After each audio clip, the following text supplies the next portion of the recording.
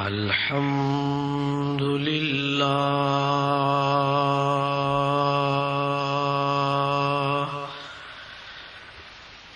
الحمد لله نحمده ونستعينه ونستغفره ونؤمن به ونتوكل عليه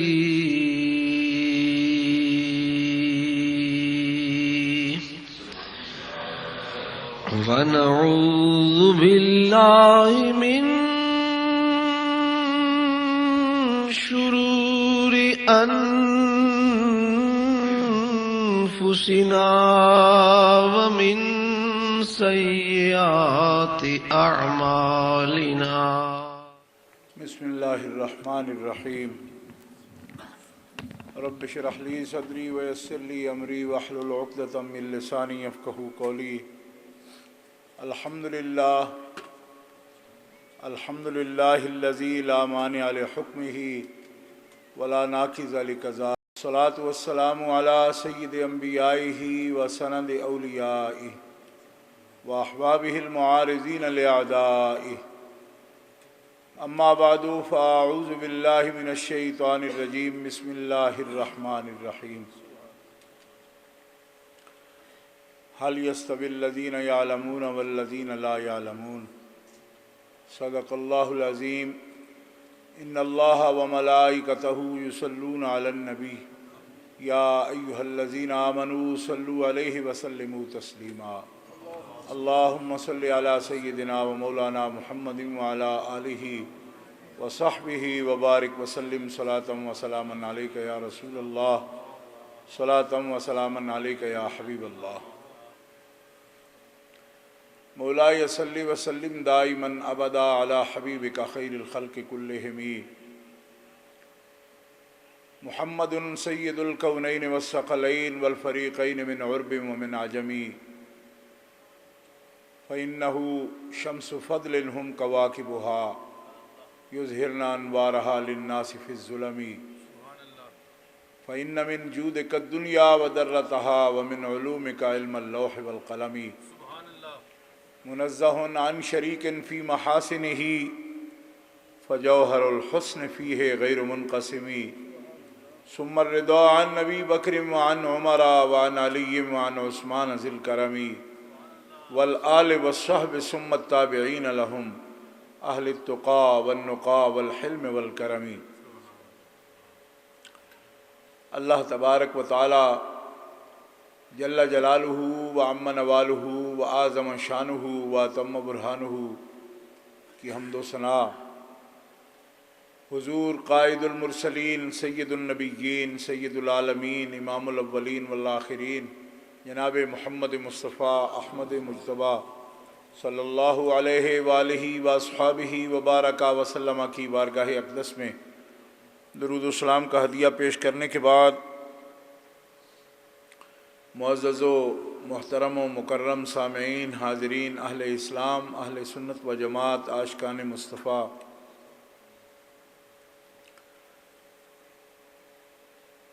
آج کا یہ اجتماع حضرت مناظر اعظم محقق اسلام صوفی باصفا علامہ مولانا محمد عمر صاحب اچھروی نقشبندی مجددی رحمۃ اللہ تعالی علیہ رحمتاً واسعہ اور جانشین مناظر اعظم عالمی مبلغ اسلام حضرت علامہ مولانا صاحبزادہ محمد عبد الوہاب صاحب صدیقی اچھروی نقشبندی رحمۃ اللہ تعالی علیہ رحمتاً واسعہ، ان بزرگوں کے عرس مبارک اور اصال ثواب اور ان کے علمی عملی کارنامے اور ان کی حیات، ان کی سیرت، اس سے آگاہی کے لیے حضرت مناظر اعظم کے پوتے اور حضرت علامہ مولانا محمد عبدالوہاب صاحب رحمۃ اللہ علیہ کے فرزند گرامی قدر جناب علامہ بیرسٹر محمد زین الاقطاب صاحب صدیقی مدظلہ نے اس تقریب سعید کا اہتمام کیا ہے، اور جہاں بیسیوں خطبہ کو، علماء کو، اسکالرز کو انہوں نے مدعو کیا، احکر کو بھی حکم فرمایا کہ اس عرص مقدس میں حاضری دوں اور آخری چند باتیں میں آپ حضرات کے سامنے کروں۔ الحمدللہ کہ حسب وعدہ حاضری کا شرف حاصل ہو گیا، اور آپ حضرات نے یہ مبارک پروگرام سماعت فرمایا ہے، جس میں آخر میں جب حاضر ہوا ہوں تب بھی پروفیسر علامہ محمد افضل جوہر صاحب اور استاذ العلماء علامہ مفتی محمد اسلم صاحب نقشبندی مدظلہ اور حضرت صاحبزادہ ظہیر الدین صاحب نقشبندی حافظہ اللہ تعالی، ان کے خطابات میں نے بھی سماعت کیے، اور مجھے اندازہ ہو گیا کہ الحمدللہ یہ محفل مبارکہ ہر لحاظ سے ایک مکمل محفل مبارکہ تھی، جس میں ہر طرح سے آپ نے پیغامات سنے ہیں اور دین اسلام کی دعوت، اور ہر دو بزرگوں کے جو علمی عملی کارنامے ہیں وہ بھی آپ نے سماعت فرمائے۔ لیکن چونکہ مجھے بھی حکم ہے لہذا میں خاموش تو نہیں رہوں گا، چند باتیں حسب الارشاد عرض کر دوں گا، اس واسطے کہ حضرت مناظر اعظم رحمۃ اللہ علیہ کی زیارت احکر نے کی ہے بچپن میں، اور ایک ایسے جلسے میں بھی میں حاضر تھا جس میں ہمارے ہی گاؤں میں جلسہ تھا، اور حضرت مناظر اعظم رحمۃ اللہ علیہ اس میں مدعو تھے، آپ نے تقریر فرمانی تھی، لیکن شدید بیماری کی وجہ سے وہ تشریف نہ لائے، اور اس جلسے میں جس کا اہتمام میرے بزرگوں نے فرمایا تھا، اس جلسے میں حضرت مناظر اعظم رحمۃ اللہ علیہ نے اپنی جگہ پہ حضرت علامہ مولانا محمد عبدالوہاب صاحب صدیقی رحمۃ اللہ علیہ کو بھیجا تقریر کے لیے، اور لیٹر بھی لکھا ساتھ کہ میں بیمار ہوں، اس لیے میں تعمیل حکم نہیں کر سکتا، میں معذور ہوں اور آج نہیں آؤں گا، لیکن جیسا آپ نے مجھے فرمایا تھا، کیونکہ بزرگوں نے بتایا کہ اس جلسے کی نوعیت کیا تھی، کیونکہ وہ بھی ایک فرقے کے رد میں جلسہ تھا، اور ان کے 2-3 مبلغ وہاں پہلے تقریر کر چکے تھے، تو بزرگوں نے فرمایا کہ حضرت مناظر اعظم تشریف لائیں تو وہی اس کا جواب ارشاد فرمائیں۔ تو آپ نے فرمایا کہ محمد عبدالوہاب کو میں اپنی جگہ بھیج رہا ہوں، اور میں یہ بھی چاہتا ہوں کہ آپ ان کی تقریر سنیں اور پھر اندازہ لگائیں کہ یہ جس طرح کا مشن ہے ہمارے بزرگوں کا اس کے مطابق کام کر سکیں گے یا نہیں۔ وہ ہمارے مخطوطات میں لیٹر آج بھی موجود ہے۔ تو میں نے وہ تقریر سنی، اور میں تھوڑی عمر تھی میری، مگر میں نے اس تقریر میں بھی میں حاضر تھا۔ ہمارے ہی گاؤں میں ہمارے دربار ہے مائسہ واقعہ کہ وہاں پہ اس مسجد شریف میں وہ جلسہ ہوا تھا، تو حضرت صاحب نے وہاں تقریر فرمائی، اور بڑی جامع تقریر فرمائی۔ اس کے بعد بھی حضرت کے خطابات اور ان سے پہلے بھی چند ایک تقریریں حضرت مناظر اعظم رحمۃ اللہ علیہ کی سنی ہیں، اور ان کے دوسرے فرزند حضرت علامہ مولانا محمد عبدالوہاب صاحب صدیقی مدظلہ،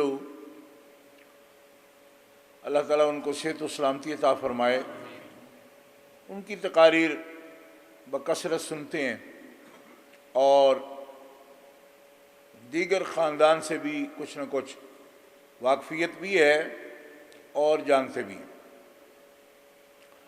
میں آپ سے یہ عرض کرنا چاہتا ہوں کہ حضرت مولانا نے رحمۃ اللہ علیہ نے جالندھر کے اندر ہندوستان میں ایک دینی مدرسے میں تحصیل علم فرمائی، اور یہ اپنی تقریر میں بھی آپ نے فرمایا۔ اکابر علماء سے آپ نے تحصیل علم کی، اور اس وقت سلسلہ نقشبندیہ مجددیہ کے عظیم رہنما اور ولی کامل اور اپنے وقت کے کتب اعلیٰ حضرت حضور میاں شیر محمد صاحب شرک پوری رحمۃ اللہ تعالی علیہ سے حضرت مناظر اعظم نے شرف بیعت حاصل کیا، اور آپ کی مجلس بھی فرمائی نصیب ہوئی آپ کو۔ اور حضرت مناظر اعظم کو جو خاص طور پر اخلاص کی دولت نصیب تھی، اہل محبت جانتے ہیں کہ حضرت میاں صاحب رحمۃ اللہ علیہ کا جو فیضان ہے وہ حضرت مناظر اعظم کی حیات طیبہ میں نظر آتا تھا کہ کسی کے رنگ میں رنگے ہوئے ہیں۔ اور یہ بھی مجھے معلوم ہے کہ حضرت میاں صاحب رحمۃ اللہ علیہ کے بعد حضرت مناظر اعظم نے حضرت کرما والے میاں حضرت سید پیر سید محمد اسماعیل شاہ صاحب بخاری رحمۃ اللہ علیہ، جو حضرت میاں صاحب کے خلیفہ اعظم اور خلیفہ اجل تھے، ان سے بھی صحبت کا تعلق اور مجلس کا تعلق رکھا، اور فیض یاب ہوئے، ہمیشہ ان کی بھی دعائیں لیتے رہے، تاہم کہ آپ خود ایک شیخ وقت ہیں، اور سینکڑوں ہزاروں لوگ آپ کے دامن سے بھی وابستہ ہیں، اور لوگوں نے آپ سے اللہ اللہ سیکھی ہے۔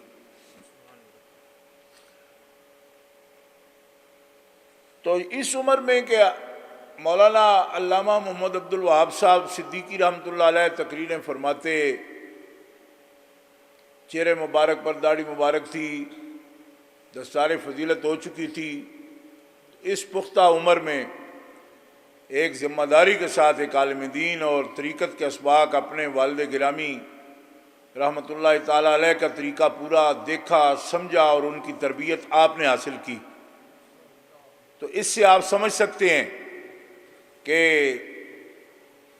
ایک ممتاز عالم دین اور مناظر اعظم جس فرزند کو اپنا قائم مقام بنا کے کسی جگہ پہ اور ذمہ دار جگہ پہ بھیج سکتا ہے، جہاں سینکڑوں علماء موجود تھے جن کے سامنے ظاہر ہے کہ تقریر کرنا یا کسی علمی مسئلے پر بات کرنا بھی ایک مسئلہ ہوتا ہے، تو مناظر اعظم کو یہ اعتماد تھا کہ جو کچھ میں کہنا چاہتا ہوں، یہ جس طرح میں مسلک کی تبلیغ کرتا ہوں، جس طرح دعوت دین پیش کرتا ہوں، محمد عبد الوہاب صدیقی اس منصب پر اب فائز ہیں کہ اس دعوت کو آگے پیش کر سکتے ہیں، اسی لیے ان کو اپنا قائم مقام بنایا، اور ان کے اس اعتماد کو حضرت علامہ رحمہ اللہ نے اس پر پورے اترے۔ بلکہ میں یہ سمجھتا ہوں کہ اگر حضرت علامہ مناظر اعظم رحمۃ اللہ علیہ نے اپنے ملک میں یا کچھ ملکوں میں دعوت دین پیش کی اس دور میں، چونکہ کئی ممالک اب بن گئے ہیں، بنگلہ دیش بنایا ہے اسی ملک سے، پاکستان بنا ہے، اور اسی ملک سے اب ہندوستان ایک الگ ملک ہے، اس پورے علاقے میں آپ تبلیغ فرماتے تھے۔ تو حضرت مناظر اعظم کے فرزند گرامی نے ان کی تبلیغ کا دائرہ پوری دنیا میں پھیلایا، وسیع کیا اس کو، اور دین کی شمع کو روشن کیا، اور دعوت دین کو انہی کے انداز میں پیش کیا۔ یہ بہت بڑی بات ہے، اور حدیث پاک میں یہ آتا ہے کہ اللہ کے پیارے محبوب صلی اللہ تعالیٰ علیہ وسلم فرماتے ہیں ایک سچے عالم دین کی یہ نشانی ہے کہ اللہ تبارک و تعالیٰ عادل عالم کو اور صادق عالم کو، انصاف والے عالم کو اور سچے عالم کو اس کا خلف بناتا ہے، اس کا جانشین بنا دیتا ہے۔ یعنی ان کی صداقت یہ ہے کہ ان کا سلسلہ منقطع نہیں ہوتا، اس کے فیض کو اللہ تعالیٰ جاری فرما دیتا ہے۔ سبحان اللہ۔ آج بھی ان کا سلسلہ الحمدللہ قائم ہے، اور علامہ صاحب وہاں بھی پڑھاتے ہیں، جامعہ نظامیہ میں حدیث پاک بھی پڑھاتے ہیں، اور درس و تدریس بھی کرتے ہیں، اور تبلیغ بھی کرتے ہیں، مناظرہ بھی کرتے ہیں۔ ان کے پوتے اور حضرت علامہ عبدالوہاب صاحب صدیقی رحمہ اللہ کے فرزندان گرامی آپ کے سامنے ہیں، اور ان کے بیٹے اور تربیت یافتہ عالم دین علامہ صاحبزادہ زین الاقطاب صاحب آپ کے سامنے تشریف فرمائیں، جو اپنے بزرگوں کا عرس منا رہے ہیں۔ سبحان اللہ۔ علامہ صاحب نے بڑی اعلیٰ تربیت کی ہے، ان کی عالم دین ہے یہ، اور ظاہر ان کا شریعت سے مرصع ہے، مزین ہے، اور تواضع اور آداب اور باطنی کیفیات جس سے ظاہر ہوتی ہیں، یہی علماء کا زیور ہے۔ یہ تربیت انہوں نے ان کی فرمائی ہے، اور میں یہ بھی جانتا ہوں، ان کے بارے میں مجھے معلوم ہے کہ یہ قصور شریف سے، اس خاندان سے ان کا تعلق ہے جن کے ایک بزرگ ان سے بھی پہلے حضرت علامہ مناظر اعظم اور امام اہل سنت علامہ غلام دستگیر ہاشمی قصوری رحمۃ اللہ تعالی علیہ ہوئے ہیں، اور انہوں نے پورے ہندوستان میں، ہندوستان جب بڑا ملک تھا، کابل سے لے کر کہاں کہاں دکن حیدرآباد تک جائیں آپ، اتنا بڑا ملک تھا، اس پورے ملک میں جس شخص نے ہر فتنے کا اسٹیج پر مقابلہ کیا اور میدان مناظرہ میں مقابلہ کیا، حضرت مناظر اعظم سے بھی آپ یوں سمجھیں کہ 50-60 سال پہلے کی بات کر رہا ہوں، وہ ان کے جد اعلیٰ ہیں، بزرگ ہیں، اور اس پر کتابیں بھی لکھی، مناظرے بھی کیے، اور اسٹیج پر مقابلہ کیا۔ اس موقع پر میں یہ بات آپ سے عرض کروں گا کہ حضرت مولانا غلام دستگیر ہاشمی قصوری رحمۃ اللہ علیہ، وہ حضرت خواجہ صاحب دائم الحضوری قصوری رحمۃ اللہ علیہ کے عزیز بھی ہیں، ان کے داماد بھی ہیں، اور ان کے بھانجے بھی ہیں۔ وہ بہت بڑی ہستی ہیں جو حضرت شاہ غلام علی دہلوی رحمۃ اللہ علیہ، جن کو 13ویں صدی کا مجدد بھی بعض اکابر نے لکھا ہے، حضرت شاہ غلام علی دہلوی رحمۃ اللہ علیہ وہ ہستی ہیں جو قاضی ثناء اللہ پانی پتی بھی جن کے مرید ہیں، حضرت دائم الحضوری قصوری رحمۃ اللہ علیہ حضرت شاہ غلام علی دہلوی رحمۃ اللہ تعالی علیہ کے بیعت تھے، اور آپ کا سلسلہ نقشبندیہ میں ایک بڑا عظیم مقام ہے۔ ان کے خلیفہ بھی ہیں، بھانجے بھی ہیں، اور ان کے فیضان کے قاسم ہیں حضرت مولانا غلام دستگیر قصوری رحمۃ اللہ تعالی علیہ۔ تو حضرت مناظر اعظم فرماتے تھے ان کی توجہات بھی ہر وقت میرے ساتھ ہوتی۔ آج بھی ان کے مزارات مبارکہ قصور شریف میں آپ جا کر دیکھ سکتے ہیں، اور ان کا سلسلہ بہت دور دراز تک دنیا میں پھیلا ہوا ہے۔ تو یہ صدیقی خاندان ہے، ان کا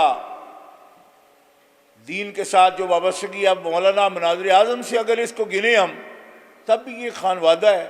لوگ لکھتے ہیں نا خانوادہ، یہ لفظ آپ سنتے رہتے ہوں گے، خانوادہ۔ ابن خلدون نے یہ لکھا ہے کہ خانوادہ تب بنتا ہے، گھرانہ کسی کو ہے نا عالموں کا گھرانہ ہے، تو کہنے والے تو جانتے ہی نہیں، وہ تو کیسے ویسے ہی کہہ سکتے ہیں بھئی یہ گھرانہ ہے جی۔ گھرانہ علامہ ابن خلدون فرماتے ہیں تب ہوتے ہیں جب ایک ہی پائے کے ماہر مسلسل 4 پشتیں جس خاندان میں ہونا، اس کو گھرانہ کہہ سکتے ہیں۔ سبحان اللہ۔ صرف علم کا نہیں، جس بھی کام میں ہو، آپ کو گاڑیاں ہی بناتا ہو، 4 پشتیں مسلسل گاڑیاں بناتا رہے، کہ ایک گھرانہ گاڑیاں بنا سکتا۔ کوئی اگر لکڑی کا کام کرتا ہے، ایک جیسے ماہر 4 مسلسل 4 پشتیں ہوں، اس کو گھرانہ کہتے ہیں۔ 4 پشتیں اور ایک جیسے ہوں، مطلب یہ ہے کہ 19-20 دے فرق نہ لاؤنا ہے جی، نہیں بھئی 20 داتے 5-7 دا فرق پہ جائے۔ ایک مناظر اعظم ہوئے، دوجہ نرا امام ہو جائے اگو، بھئی مطلب صرف فرائض باز بات جانتا تو وہ جانشین نہیں ہے، مطلب بالکل اسی ٹیون میں بولے اور انہی دلائل کے ساتھ بولے، اور بولے بھی اور اس کا دل بھی بولے، دونوں باتیں اس کے ساتھ۔ یہی بات بتا رہا ہوں کہ میاں صاحب کے جو رنگے ہوئے لوگ ہیں، ان کی صرف زبان نہیں بولتی، ان کا دل بھی بولتا ہے۔ اس کے لیے مجھے اور سند لانے کی ضرورت ہی نہیں ہے، اس لیے کہ میاں صاحب آپ سند ہیں، حضور میاں صاحب ہمارے خود سند ہیں۔ میاں شیر محمد شرک پوری رحمۃ اللہ تعالیٰ علیہ، ابھی مفتی صاحب قبلہ جو تقریر کر رہے تھے نا، تو جس پیمانے پر بھی کوئی شیخ کو دیکھے، میاں صاحب ہر پیمانے سے اوپر ہیں اللہ کے فضل و کرم سے، ایسے قطب وقت تھے آپ۔ سبحان اللہ۔ تو حضرت مناظر اعظم کو جب آپ کی نسبت حاصل ہے تو سبحان اللہ۔ یہی وجہ تھی کہ آپ کے اندر للہیت، اخلاص، زہد، تقوی، یہ سب چیزیں فوقیت رکھتی تھی، اور پھر اللہ تعالیٰ نے آپ کو قبولیت عامہ و تامہ عطا فرمائی۔ آج کا جو دور ہے، علمی طور پر لوگ سمجھتے ہیں بڑی ترقی ہو گئی، انٹرنیٹ آ گئی جی، کتابیں ادھر چلی گئیں، کتابیں ادھر چلی گئیں، اب تو جی یہ اتنی سی ڈی ہو، اس میں بخاری آ جاتی ہے۔ سیڑھیوں پر بخاری آ جانے سے کیا ہوتا ہے؟ بخاری شریف کہتے ہیں جی آج علم بڑا عام ہو گیا کیونکہ سیڑھیوں پر آ گیا۔ تو پہلے بھی علم کون سا بھائی، کوئی کتابوں میں نہیں تھا، لائبریریوں میں تھا، کتابوں میں تھا۔ کتابوں میں علم ہونے سے عالم نہیں ہوتے بندے، تو کتابیں عالم ہوں گی، اور آنکھ پر ہوگا علم۔ جب دل پر آتا ہے تو پھر عالم بنتے ہیں۔ تن پر بھی ہو تو کچھ نہیں ہوتا، علم تن پر ہو تو آگ ہوتا ہے، علم دل پر ہو تو نور ہوتا ہے۔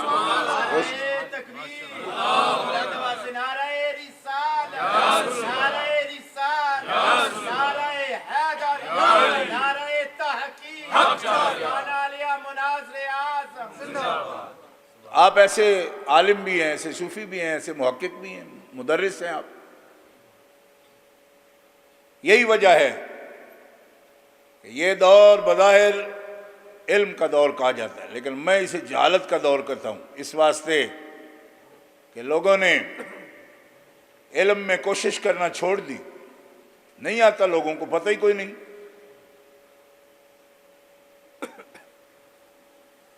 کوشش نہیں ہے، لوگ خود نہیں بولتے، وہ اس بات پر تکیہ کرتے ہیں جی کیا مشکل ہے جی، ہم تو نیٹ پر بیٹھتے ہیں، ہزاروں دلائل ہمارے آ جاتے ہیں۔ میں کہ ایک بھی سمجھ کے تو بیان کرو، ہزاروں کیا آتے ہیں، ہزاروں کو چھوڑو، تم ایک سمجھ کے بیان کرو کہ کیا ہے، تو پھر سمجھ آ جاتی۔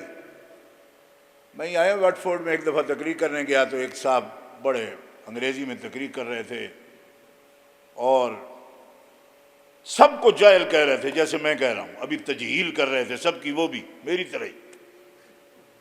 لیکن کیا کیا انہوں نے کہ وہ جب قرآن شریف پڑھنے لگے تو پہلی آیت ہی جو پڑھی انہوں نے تو یہ پڑھی تھی کہ انما یخشی اللہ من عبادہ العلماء۔ تو میں نے کہا تیرا قصور نہیں، تیرا حق بنتا ہے، تیرا حق بنتا ہے کہ یخشی اللہ ہو ہی ہو، اب تمہیں کیا پتا ہے کہ کیا ہے یہ، یہی کہو بس ٹھیک ہے، تیرے جہاں کو شاید انجی ہوئے۔ اب یہ حال ہے، اور لوگ کہتے ہیں جی مناظر ہونا بھی کوئی بات ہے، مناظرہ کرنا ہی نہیں چاہیے، توبہ توبہ مناظرہ کو توبہ۔ اس دور میں جن کی آپ نے ابھی باتیں سنی تھی نا، مفتی صاحب بھی فرما رہے تھے، وہ لوگوں میں یہ عام کرتے، لو جی یہ تو مناظر ہوئے جی، مطلب کیا بھائی انہوں نے تو جھگڑ نہیں ہے، ہم مناظر نہیں ہیں جی۔ میں کہا تسی مناظر ہو بھی نہیں سکتے۔ لوگ کہتے ہیں، لوگ سمجھتے ہیں گالی ہے مناظر ہونا۔ ہاں آج کل کے مجہول لوگ کیا کرتے ہیں، ہم مناظر نہیں ہیں۔ میں کہا سانو پتہ لگتا ہے پیا تو نہیں مناظر، تیرے خاندان چوئی کوئی نہیں مناظر، کیونکہ مناظر ہونے کے لیے تو دو طرفہ نہیں، پتہ نہیں کتنی طرفہ علم حاصل ہو تب جا کے بندہ مناظر ہو سکتا ہے۔ جو اپنے مذہب کے دلائل نہیں آتے جس کو، اس کو دوسرے کا مطالعہ ہی نہیں ہے۔ جب دوسرے کا مطالعہ نہیں ہے تو جو آپ کے خاک دے گا وہ، جب کوئی اعتراض کرے گا اسلام پر، دین پر اعتراض کرے گا، آپ کے مذہب پر کرے گا، آپ کے مسلک پر کرے گا، آپ کے مشرب پر کرے گا، آپ کا دین ہے آپ نے اس کا بھی دفاع کرنا ہے، آپ کا مذہب ہے اس کا بھی آپ نے دفاع کرنا ہے، آپ کا ایک مسلک ہے آپ نے اس کا بھی دفاع کرنا ہے، آپ کا ایک مشرب ہے آپ نے اس کا بھی دفاع کرنا ہے، آپ کی ایک ذات ہے اپنی، آپ نے اس کا بھی دفاع کرنا ہے۔ تو کہتے سانو دین گلنا دے نہیں پتا، دین میں اور مذہب میں اور مسلک میں اور مشرب میں فرق کیا ہوگا؟ تو میں کہتے سنتے رہو، عقل نہیں تو موج ہی موج۔ یہ تو ہمارے ٹرکوں کے پیچھے بھی لکھا ہوتا ہے پنجاب کے اندر، بھائی عقل نہیں تو موج ہی موج۔ بس مطلب یہ تو مصیبت اس کو ہے جس کو کچھ پتا ہوگا، بس جس کو پتا ہی نہیں وہ سب کو داڑتا پھرے جی، او جی لوڑی کوئی نہیں جی، ہم کو مناظر ہے۔ میں نے کہا مناظرے کرنا عیب کی بات ہے؟ عیب ہے؟ قرآن پاک فرماتے ہیں الم تر الی الذی حاج ابراہیم فی ربہ، حاج ابراہیم فی ربہ۔ حبیب وہ منظر یاد کرو نا، کیا تو نے نہیں دیکھا؟ حاج ابراہیم فی ربہ، کہ جب میرا ابراہیم نمرود کے دربار میں اس سے مناظرہ کر رہا تھا، اور مناظرہ بھی اپنے رب کے موضوع پر کر رہا تھا۔ کونٹری والوں اگر علامہ صاحب کی تقریر کو ذہن میں ہے تو پھر زور سے کہو نا سبحان اللہ، کیونکہ یہ چپ والی تقریر پروفیسروں کی ہوتی ہے، مناظروں اور مبلغوں کی تقریریں سنتے ہوئے چپ رہنے کا تو مطلب ہی کوئی نہیں ہوتا۔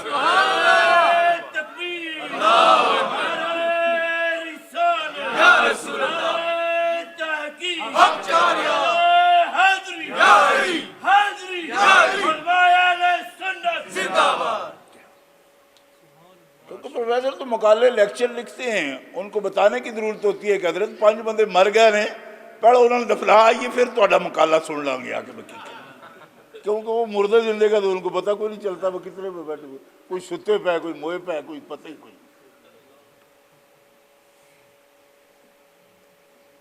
میں نے ایسے دیکھے ہیں، کیونکہ میں خود پروفیسری تو نہیں کرتا، مگر پروفیسروں کو میں نے دیکھا ضرور ہے قریب سے، اور میں جاتا رہتا ہوں وہ کیا کرتے ہیں۔ وہ ایک بڑے پروفیسر تھے کراچی یونیورسٹی کے، تو ان کا میں نے لیکچر سنا، بہت تعریف سنی ان کی کہ بہت بڑے پروفیسر ہیں، مر گئے بیچارے، نام نہیں لیتا ان کا، وہ بندے جاتے شرم کرنے کا سنو بڑیا نے حکم دیتا ہے۔ تو میں جب ان کی لیکچر سننے گیا تو جاتے ہی پہلا نام ہی انہوں نے ایک صحابی کا لیا، کہتے تھے عمرو بن عاص کی یہ بات ہے۔ میں کہا سبحان اللہ جناب، آپ یقین فرمائے عمرو بن عاص کہہ رہے تھے ان کو، پروفیسر تھے اور بہت بڑے، یعنی ہمارے مدرسے میں غلغلہ کہ آج ان کا جو کراچی یونیورسٹی کے آڈیٹوریم میں باقاعدہ مقالہ تھا، ہم سن لیں گے۔ اور 2 صحابہ کے جب نام لیے نا، تو جو ان کا نام تھا اب میں لوں تو پھر بری بات ہے، لیکن مجھے باہر میں نکلا تو ایک آدمی نے پوچھا وہ کدھر گئے تھے، تو میں نے ان کا نام پٹھا لے کے آگے ایک واو لگا کے، تو میں نے کہا آج ان کا لیکچر سنو۔ انہوں نے کہا یہ کیا کر رہے؟ میں نے کہا ان کا پسند ہی یہ ہے کیونکہ 3 صحابہ کے نام تو بگاڑ چکے ہیں وہ، تو پھر آپ حق ہے کہ جب ان کا نام لیں تو بگاڑ کے ہی بتائے کہ وہ بھی تقریر سن گئے تھے۔ یہ حال ہے ان لوگوں کا۔ اس کو کہتے ہیں جی ہم پڑھائی بڑی کرتے ہیں، وہ مولوی لیلے جھگڑالو ہیں۔ وہ کہتے مناظرہ تو جھگڑے کا نام ہے. میں نے کہا تہاڈا قصور نہیں, تہاڈی غلطی نہیں. کیوں کہ تہانوں آਉਂدا ہی نہیں, تہانوں کی پتہ مناظرہ کینوں کہنے. جھگڑے کا نام مناظرہ تو ہے نہیں.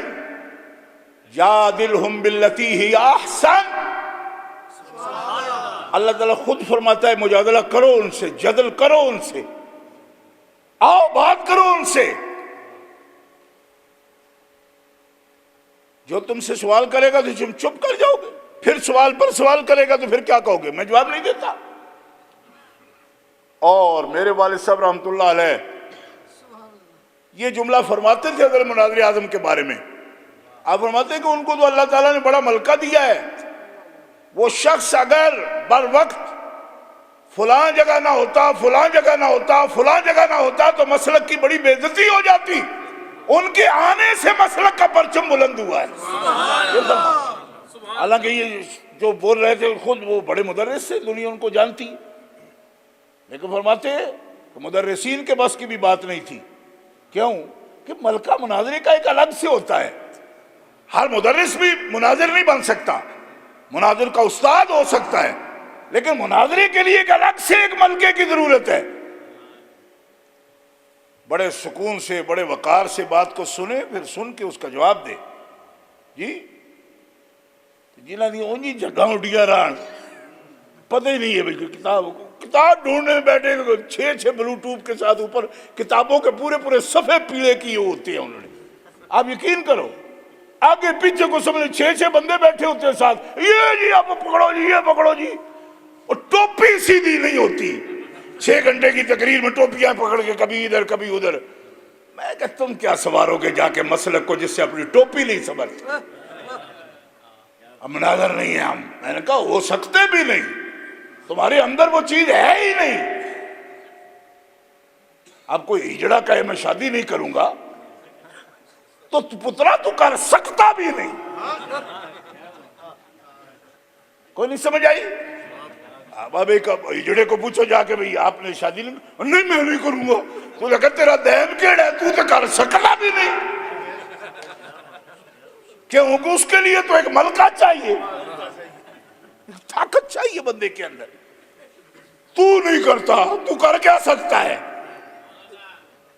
اور جو کرتا ہے مرد میدان ہوتا ہے, اور جو کہتا ہے کہ یہ غلط ہے. میں کہتا ہوں اپنے جملے واپس لے, ایسے ہی فتوے دینے کا مطلب نہیں ہے, لیکن یہ تو نبیوں کی سنت ہے.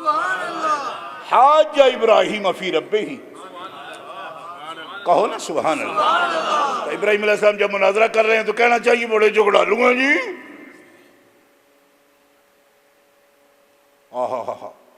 نبی علیہ السلام سے مناظرہ کیا نصارہ بنی نجران نے, مناظرہ کیا.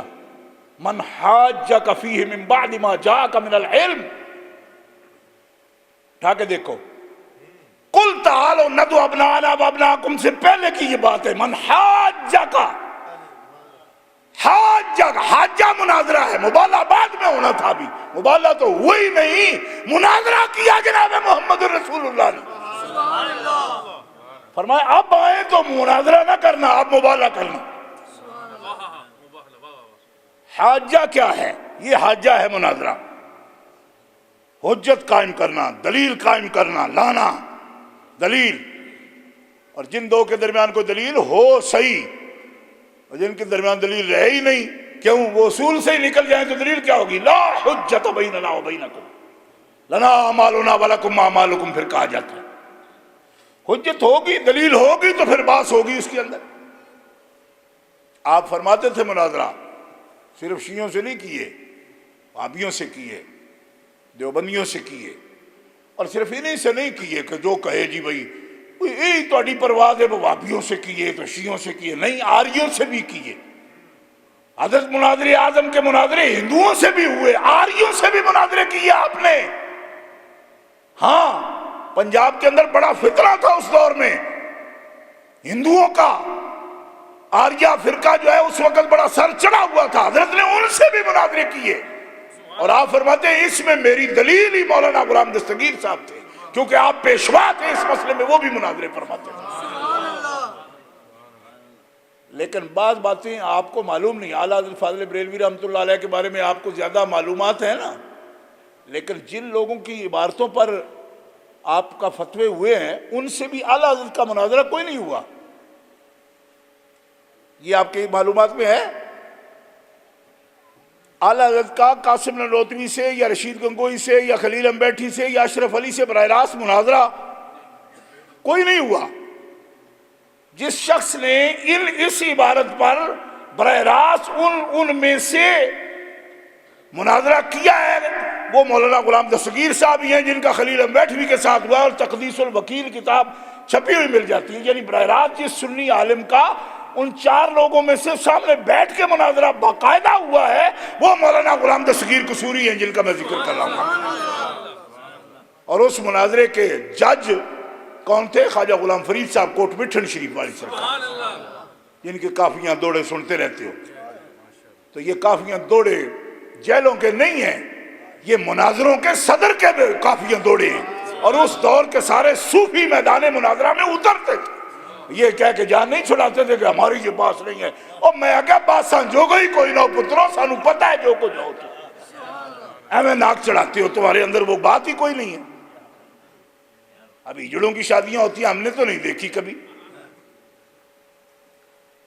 تو یہ وہ مرد میدان تھے کہ جنہوں نے اللہ کے فضل و کرم سے، میں نے آپ کو ایک حوالہ دیا ہے بزرگ عالم دین کا، جو فرماتے تھے کہ وہاں ایسے بندے کا پہنچنا اور اس کا ہونا، اس کا وجود اہل سنت کے لیے عزت تھا. وہ نہ پہنچتے تو لوگوں کو بے عزتی کا خطرہ تھا. تو آپ اندازہ کیجئے ایک موقع پر بھی اہل حق کی جو عزت کا باعث بن جائے اس کے نجات کے لیے تو یہی بات کافی ہو جاتی ہے. اہل حق جس کے لیے یہ دعائیں کریں. اہل حق مناظرے نہ بھی سارے کر سکیں، اہل حق تو ہو سکتے ہیں نا. ولی ہوتے ہیں، صوفی ہوتے ہیں، بزرگ ہوتے ہیں، صاحب درد ہوتے ہیں، تو ان کی دعائیں نکلیں جن کے لیے، دعائیں نکلیں جن کے لیے.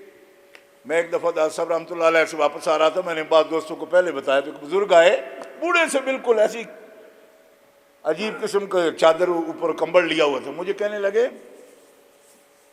بہت ضرورت ہے وہاں برطانیہ میں تمہاری. میں نے کہا جی کوئی پتہ نہیں، وہاں تو تنگ ہیں لوگ مجھ سے. تو کہنے لگے تو پھر ادھر آ جاؤ، ادھر تو ضرورت ہے. میں نے کہا جاتا رہتا ہوں. کہا کم آتے ہو، کم آتے ہو، زیادہ آؤ. میں نے کہا جی زیادہ آؤں گا. فرمانے نے کہا اچھا کیا یہ جواب دے رہے ہو، ورنہ ہم داتا صاحب سے کہہ دیتے کہ بندہ دوسرا دے دو.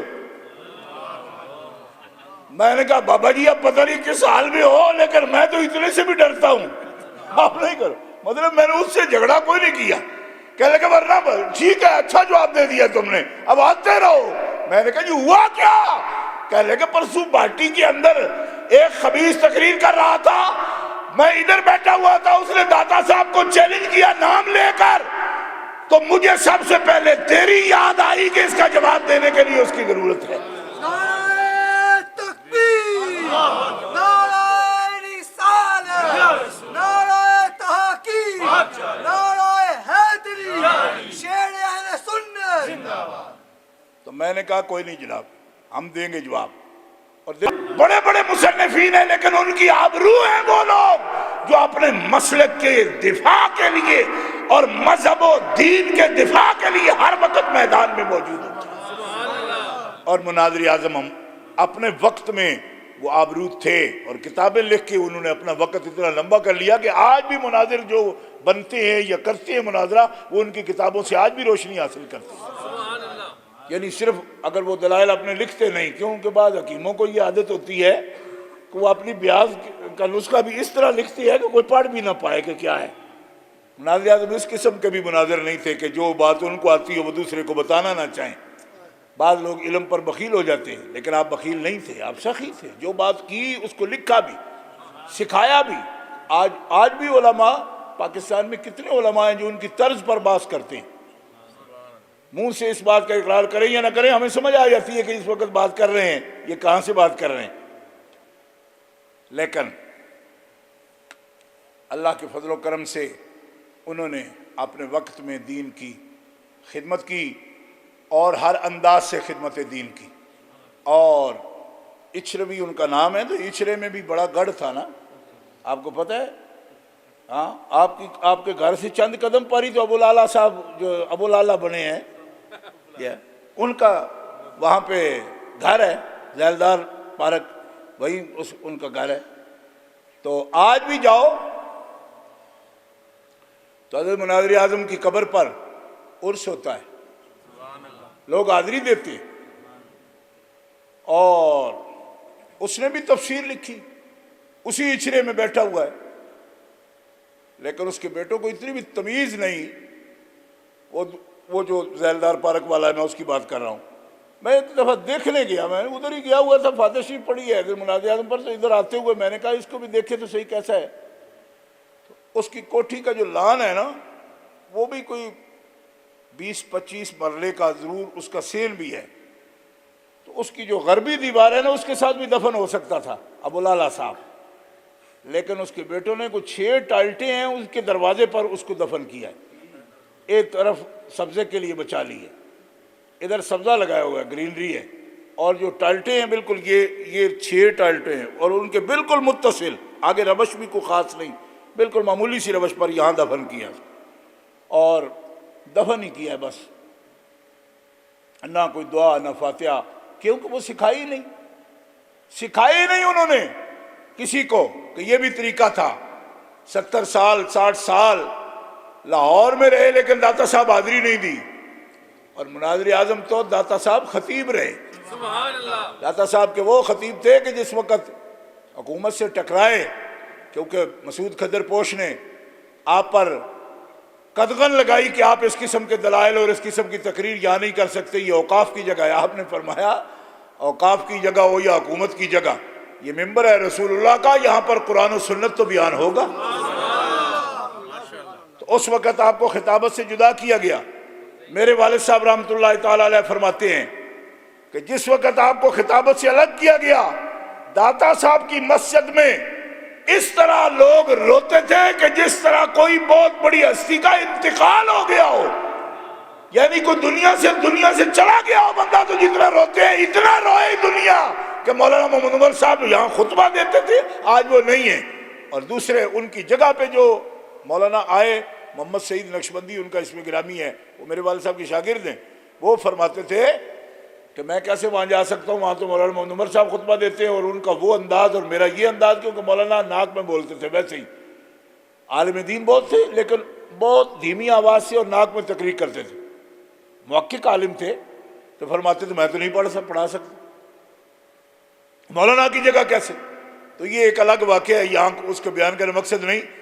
تو پھر مولانا سے پوچھا گیا کہ مولانا محمد سعید صاحب یہ کہتے ہیں, یہ اس طرح کہتے ہیں. فرمایا نہیں, سنی عالم کو آنا چاہیے, اگر ان کا تقرر ہو جائے تو میں خوش ہوں. تو پھر مولانا کی اجازت بہرحال داتا صاحب رحمۃ اللہ علیہ سے لی گئی کہ مولانا محمد عمر اچھروی رحمۃ اللہ علیہ کے بعد اجازت ہو تو بیٹھا جائے آپ کے ممبر پر, ورنہ نہیں. تو فرمایا ٹھیک ہے, اگر گورنمنٹ کے ساتھ ٹکراؤ میں مسجد کو آباد رکھنا ہے, ان کو اجازت ہم دیتے ہیں. یہ جملہ جو میں آپ کی خدمت میں عرض کر رہا ہوں مستند بات ہے. اس کا مطلب ہے کہ داتا صاحب رحمۃ اللہ تعالی علیہ کی اجازت سے مولانا محمد عمر صاحب وہاں خطیب تھے.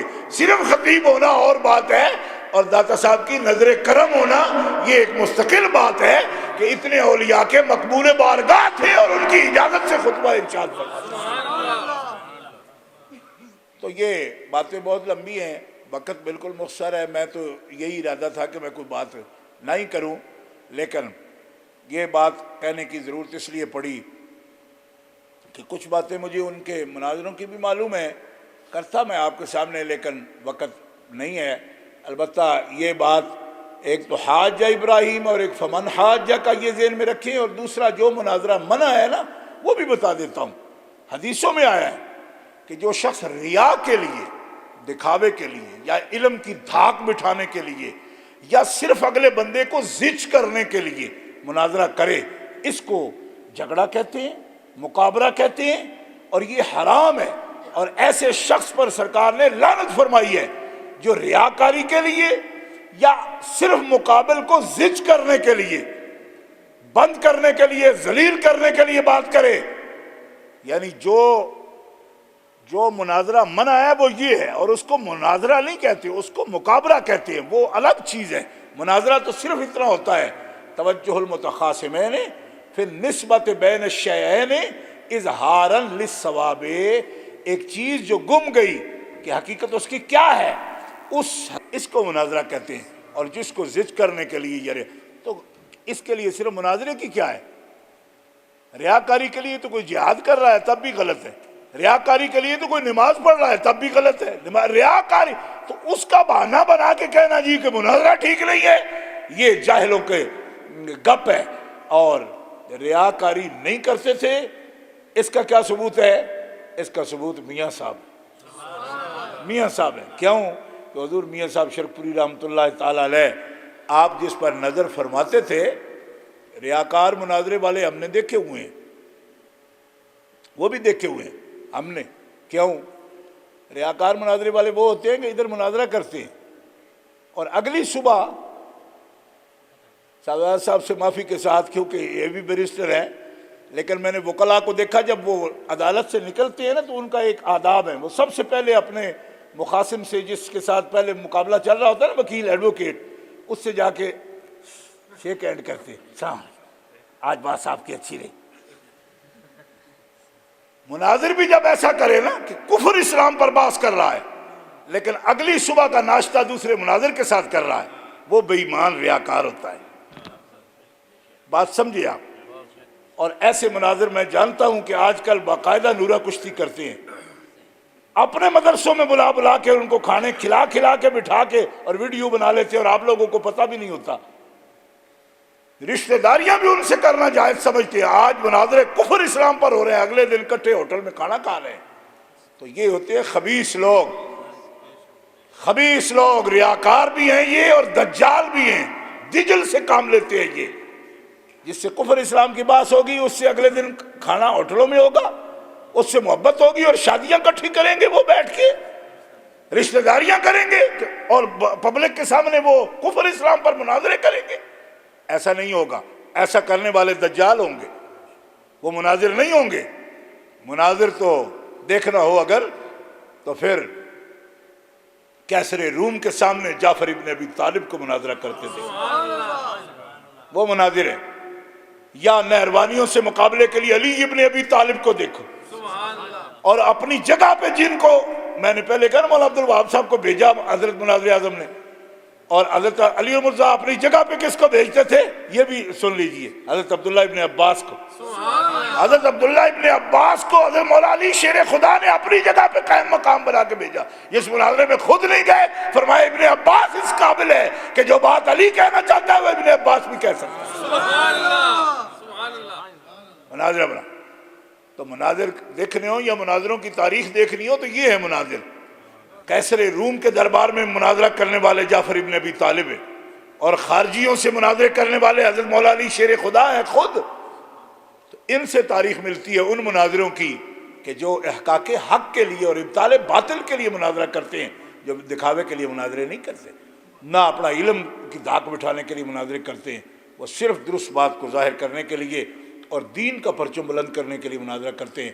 اور اگر یہ لوگ بھی ریاکار ہوتے معاذ اللہ تو آج آپ بھی نہ ذکر کرتے، اور صرف آپ کے ذکر پر موقوف نہیں، ان کے لیے آج بھی آپ یقین کرو آج بھی وہ لوگ موجود ہیں، میں ان سے واقف ہوں کہ جب کبھی وہ تہجد کی نمازیں پڑھتے ہیں، بڈھے بابے آج تک موجود ہیں کہ مولانا کا نام لے کر وہ دعا کرتی ہیں۔ سبحان اللہ۔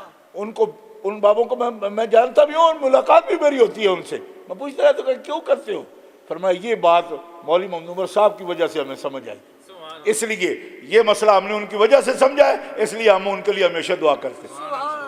وہ دعائیں جو ہوتی ہیں نا خاص ان کو لیے سب سے بڑا تحفہ تمہاری طرف سے دعائے خیر ہی ہوتا ہے۔ دعائے خیر کرنا، لوگوں خیر اس کی شاید قدر ہی نہ سمجھتے ہوں، دل سے جو دعا نکلتی ہے کسی کی وہ عالم دین کا اصل اعزاز ہے کہ جو ایک اللہ کا بندہ رات کو عبادت کرے رب کی، اور جب دعا کے لیے ہاتھ اٹھائے تو اسے وہ عالم یاد آ جائے جس کی وجہ سے کوئی اس کو راستی کا درست راستہ جس کو ملا ہو، وہ دعا کرے۔ میں سمجھتا ہوں سب سے بڑا اعزاز ہی کیے سب زندہ دار لوگ جب دعائیں کریں تو ان کے لیے دعا کے وقت وہ یاد آ جائیں اور ان کے چہرے سامنے آئیں اور ان کے لیے وہ دعا کر دیں اور آنکھوں میں آنسو لے آئیں، تو یہ وہ لوگ ہیں جن کے لیے آدھی آدھی رات کو سحری کوٹ کے لوگ دعائیں کرتے ہیں، اور ان کے لیے مدارس میں دعائیں ہوتی ہیں جن لوگوں نے علماء نے ان سے سیکھا اور ان سے سبق لے کر ان کی طرز پر آج تقریریں کر رہے ہیں، مناظرے کر رہے ہیں، علم پڑھا رہے ہیں۔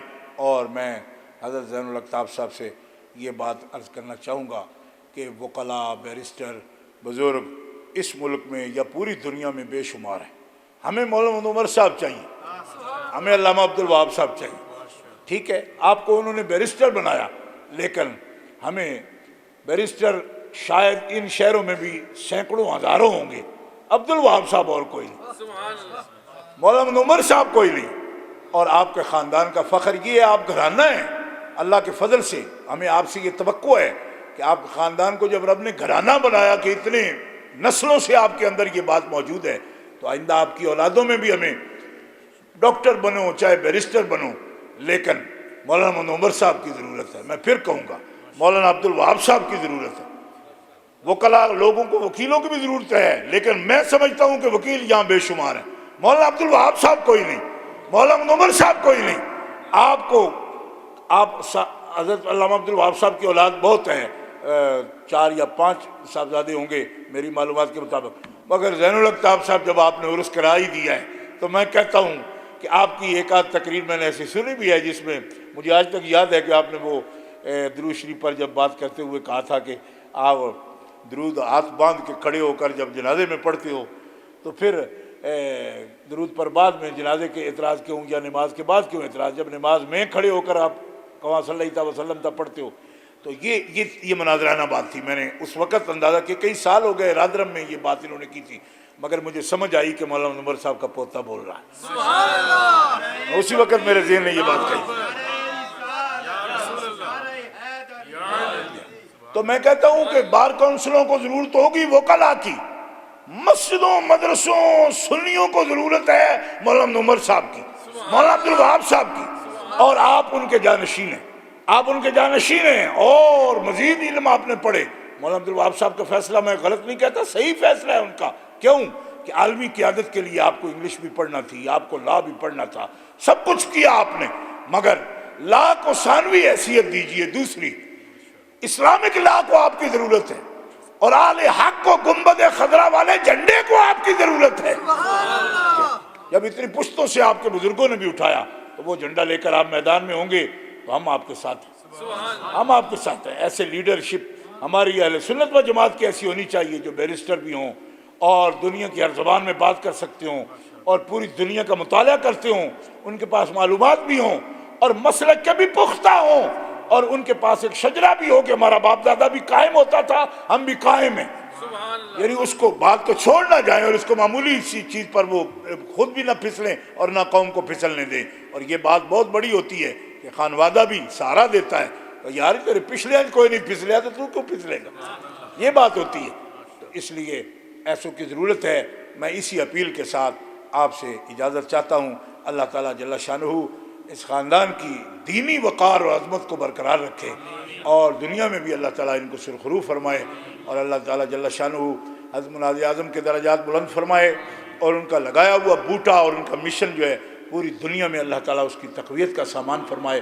وآخر دعوانا الحمدللہ رب العالمین۔ الحمد للہ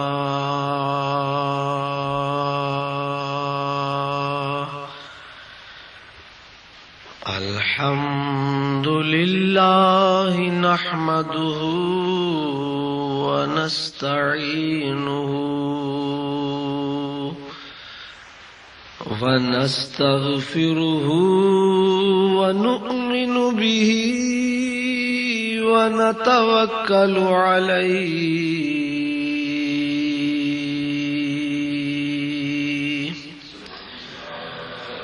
ونعوذ بالله